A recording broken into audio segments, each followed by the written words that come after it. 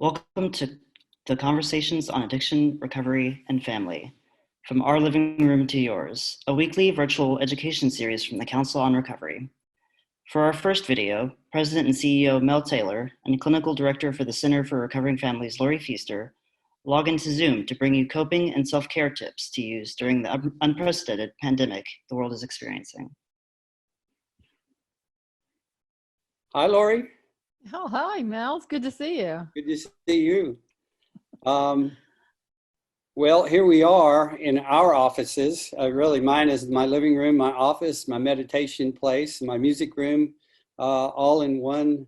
We call it the studio. So, and I gather you're home in your office and working from there, are you?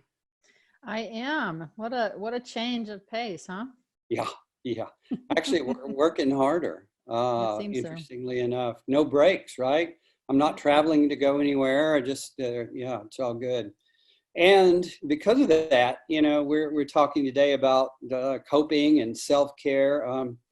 I initially thought I was going to feel more isolated than I am, because isolation is a recovering alcoholic or addict's enemy. Man, it's scary stuff. Let's start by this word that I heard our producer use, coping. What's coping, and how do we do that? Well, coping is a good thing to have if we have it. And excuse me holding the mic. I'm struggling with technology on my end, so I'm going to hold this so that I can be heard. You sound great. Good, thanks. You know, coping is a skill that we develop when feelings or instances come up that we then can stay in our prefrontal cortex, basically, where we can make those decisions based in information as opposed to reacting. That's how I would put coping. But coping can be, you know, also just breathing, taking a breath when we've got the news of, you know, someone else succumbing to this disease of COVID or relapse. I've had a couple clients over the last week, you know, really struggling. And while they've had sobriety underneath their belt, their coping isn't necessarily working well because it's different right now. This is not your everyday struggle. Scary stuff. Yeah, when my toolkit doesn't have the tool I need to get the job going. Right. Yeah, so we talk a lot about in this pandemic and the kind of isolation we're in. I'm 24 days isolated now because I'm in that select age group of old guys that I thought it would be better. And that's part of self-care.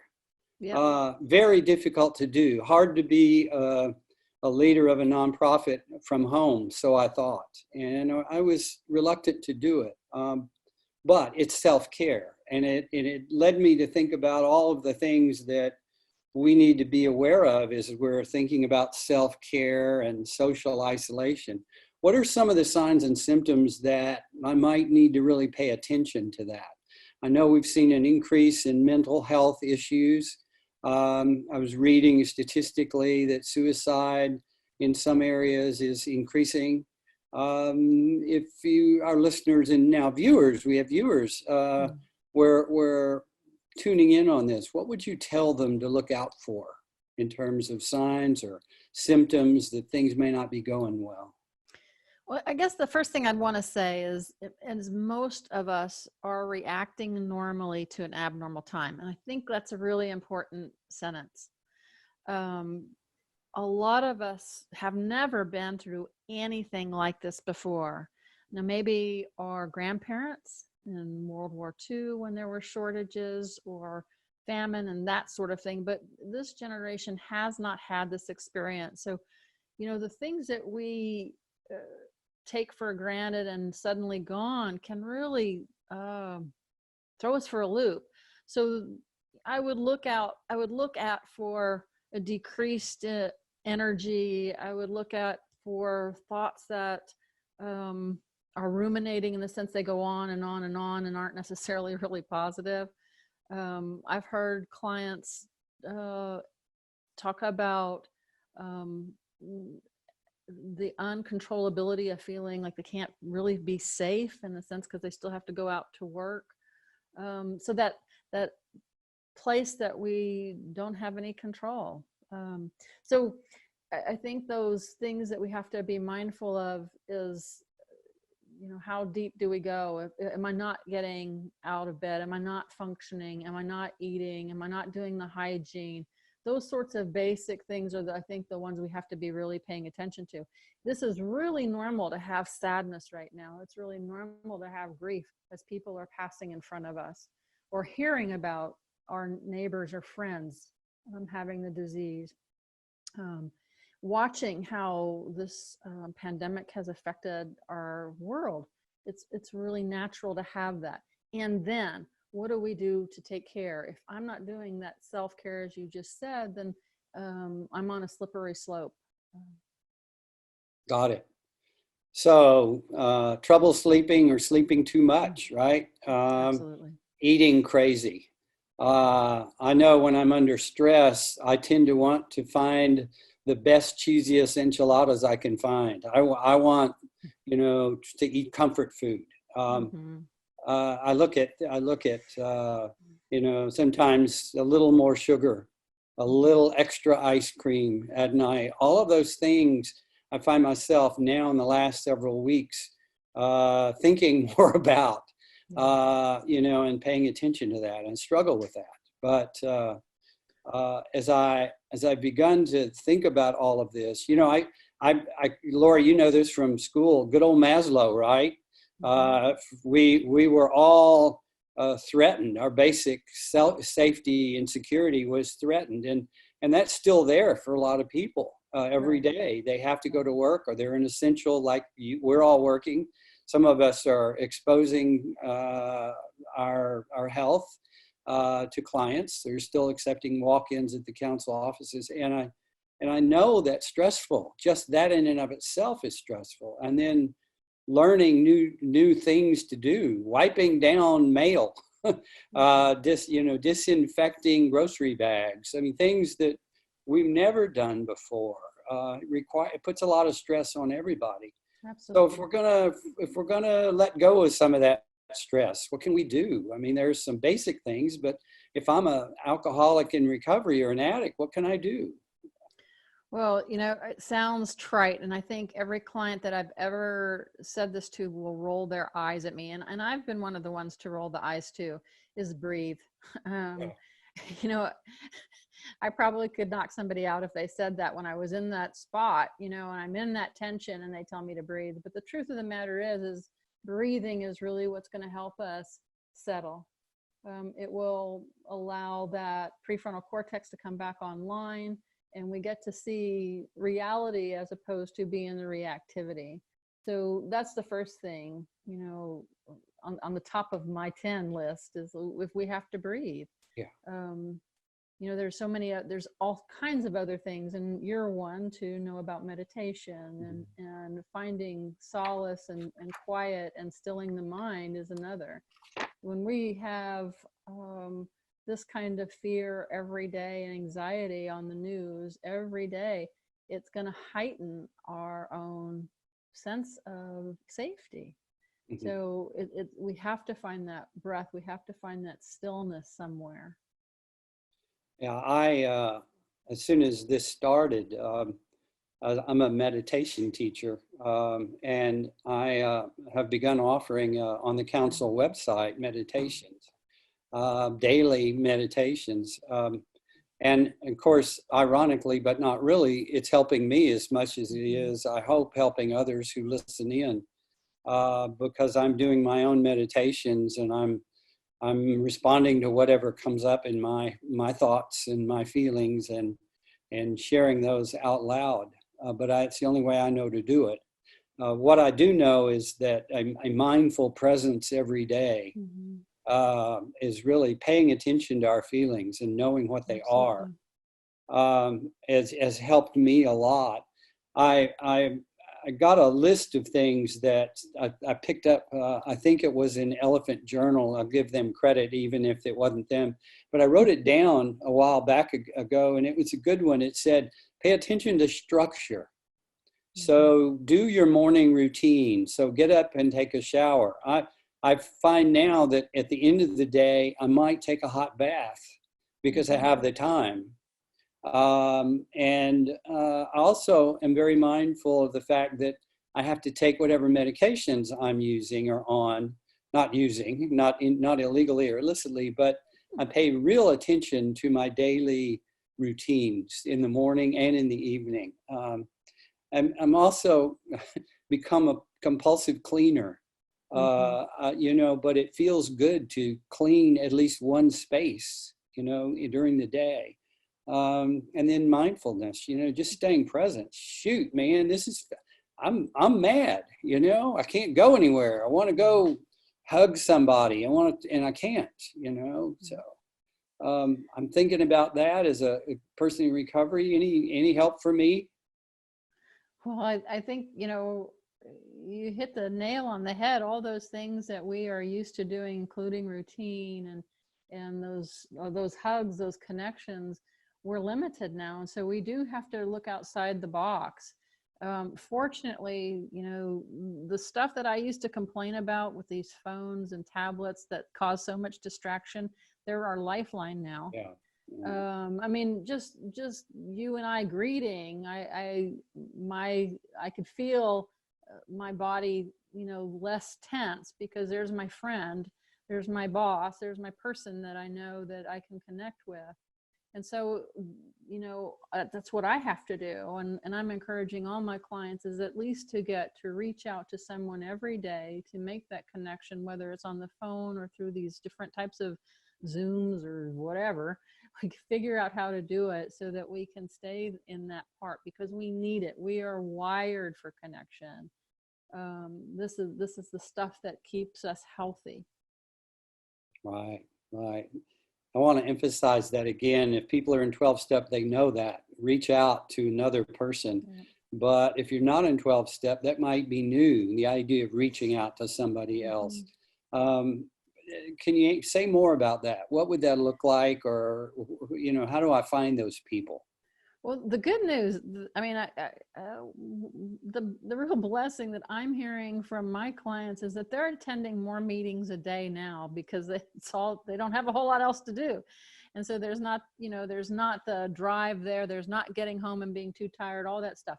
So it is about finding what you're interested in, and it's out there. It's really just internet check away. I'm hearing more clients look at different types of meetings, going to newcomer meetings virtually, and there's a lot of people out there reaching out to those people. So I would just say continue to try. And if you need any help, we are the place to call, and we will give you that instruction.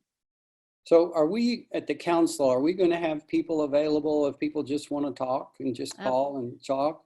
Absolutely. You know, a little bit about that. That's a cool idea. Well, right now we have our intake. We're still open. I mean, in the sense our people are still manning our lines. We've got 4 people answering phone calls all day long. But in the future, we are going to offer the same kind of help. And I think we're branding that mental help to people that aren't our clients, but need some support.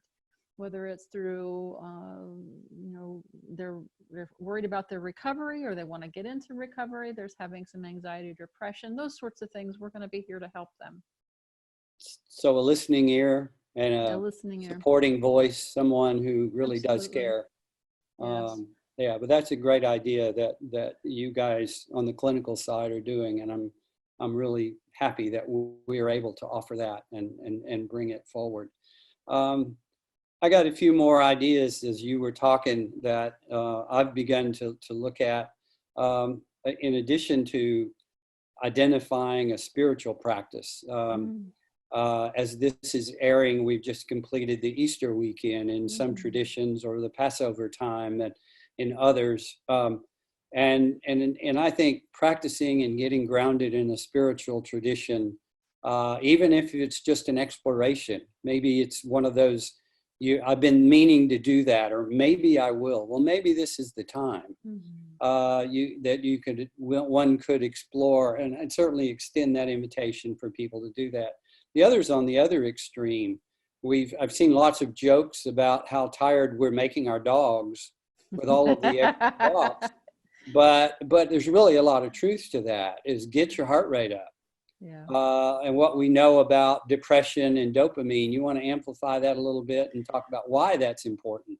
Well, you're right on in that sense. As we get to move and we use our body is basically mediates itself. It moderates itself as we're able to use the different types of, whether it's cardio or even just raising it above your regular heart rate, helps us. It helps us be clear in our brains and our thoughts. It removes the fog. And as we are active, that helps our spirit too. That helps us see, if you look outside, and today's a spectacular day to be outside. If anybody's out there, it's gorgeous. We can forget for that moment what's going on. We can be right there in the present, and that sun beating down at the 7 degrees. It's just so phenomenal for Houston. So exercise not only will assist us physically, but it'll help us emotionally.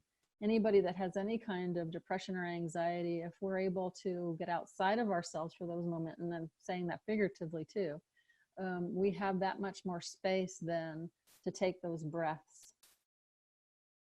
Good. Does that make sense? Yeah. Well, it certainly helps. And I know when I'm out there, I feel better, because I know I release a lot of dopamine when I'm exercising. My heart rate goes up. So whatever it takes to get your heart rate up is what you're saying. Get out there and do it often, at least once a day, if not more. Especially, I know when I'm working, because I'm working pretty much all day, that getting outside is so refreshing, regardless of how good the weather is, just to get out of the same four walls that I've been in for as long as I have. So let's talk about a little bit closer to the work we do, is talk about relapse.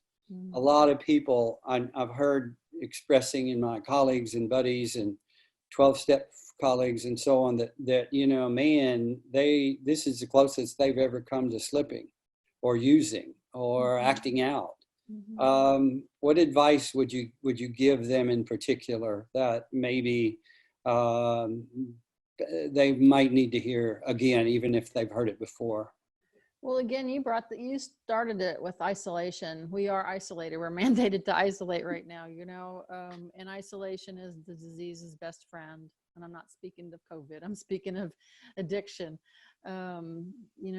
Isolation will keep us stuck and will keep us in that stinking thinking, and will eventually lead us to use. So part of it, I'm going to sound like a broken record. We got to get out. We've got to get to those meetings. We got to make connections outside the four walls. If you don't have a sponsor, it's time. It's time to look at that. If not now, when? I think that's your line. I stole it. You're welcome to. It's time. We have this time. I think that's one of the thing is, let's pray we never have this time again. But while we do, let's use it wisely. Let's look internally. Let's see about the things that we need to work on. Let's get her done. Moving forward. So for those of us like me who have someone else in the home, some of us have kids, some of us have young kids, some of us have teenagers. Bless them. That can be both an exciting opportunity, and I know for my own kids, it can be very stressful when we're all in it, outside together. Any thoughts on bringing in outsiders or other people in our family to help out? Well, I think if there needs to be an outsider, we can help, and I don't think, let me start with that sentence again. It's okay to ask for help. This is a hard time. And I don't think that there is a manual that says how to parent a kid during isolation time and COVID and worrying. I can't even imagine what it's like to have children and this be out there and try to rein their activities in.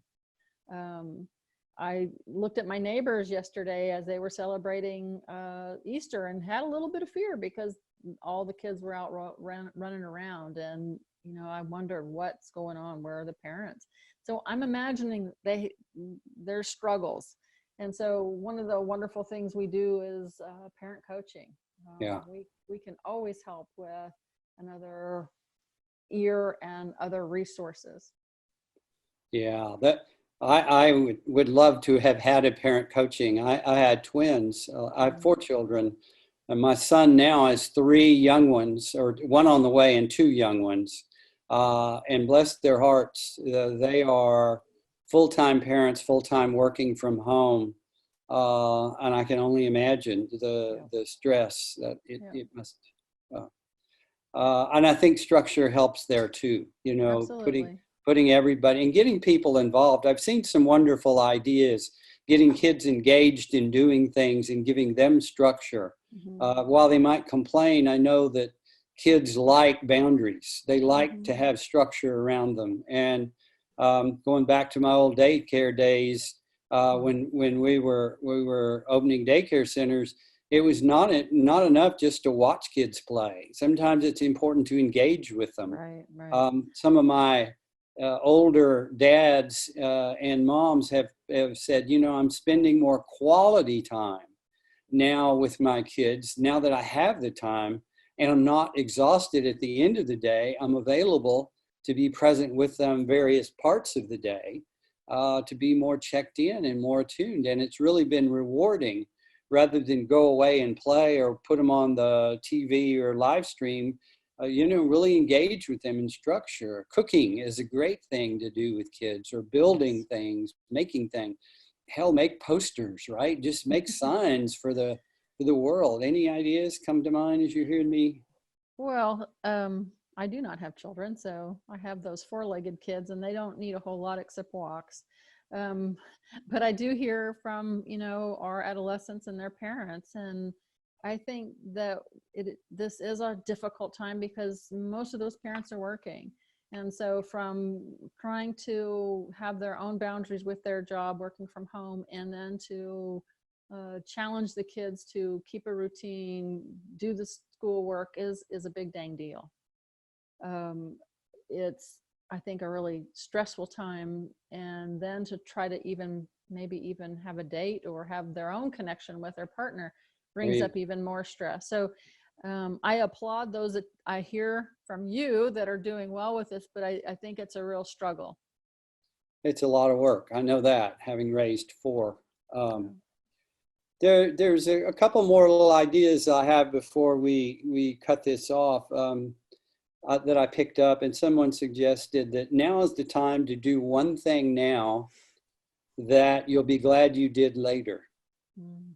Just thinking about that exhausted me, but it was a challenge, and so I signed up for and am taking a master class in something that I'd been really procrastinating, something important to my work and to my professional time, but something that I thought, now's the time, I'll do that. And the other thing that someone else suggested that I made a note of to share today is let go of one thing that's keeping you from being who you want to be. And that sounds like a little bit like a cliche, but going through the process of identifying what that is. So for me, I had developed already, just being here for these weeks, developed a pretty bad habit of snacking and raiding the cupboard. I'm bored. Oh, let me go get something to snack on. And I'll steal this from Leslie Jordan. All I do is eat. If we had to haul ass, it'd take 2 trips. And that's, I really feel like I'm eating a little bit compulsively. So instead of that, I'm breathing. Instead of that, I'm petting a dog. Instead of that, if I'm paying attention to something important. So I'm trying to let go of one thing that is maybe not working and not helping, and being mindful of that. I think I would add to that, one of the things that we have to, incorporate in, or not have to, we should incorporate in our recovery is gratitude, and being in finding ways of looking outside and really seeing what we're grateful for.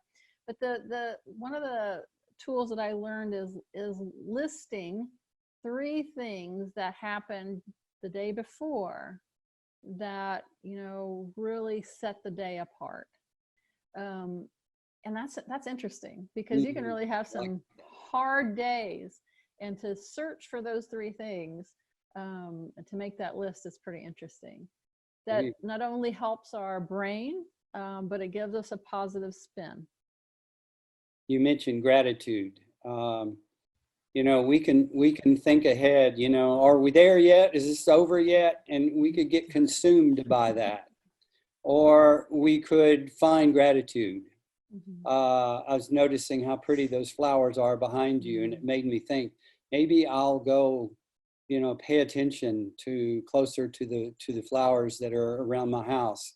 Finding gratitude and appreciation helps me be less negative and more spiritually present. And I thank you for throwing that word gratitude out there, because I think it's an important one. And finally, one final thing that I see before we maybe think about what we would share with people as a final word. I have discovered what's called relaxing music on YouTube. I'll plug YouTube for a minute. But if you just go in and search for relaxing music, there's some amazing 8-hour no loop music out there, gorgeous guitar and Native American flute and things. And I've just started putting that on in the morning as my background music during my meetings, during my phone calls, my Zooms, whatever. And I find that it's really given me a certain calm, as opposed to stuff that's loud, that is kind of piercing or in my way. Traditional music that I would, rock and roll, I would normally be listening to, I've let that go for a while, or not during the day. I might listen to it at night, but more getting in touch with my sound, my senses, sounds, smells. Just being aware of our own sensory experience really can help calm us down. Absolutely. Putting You're lavender. talking about the felt sense, and oftentimes when we're, in our day, in our normal day, when we're at work, we're zooming here and there, and I'm not even talking about on this Zoom camera. I'm talking about back and forth and everywhere, and we are so out of touch with our bodies.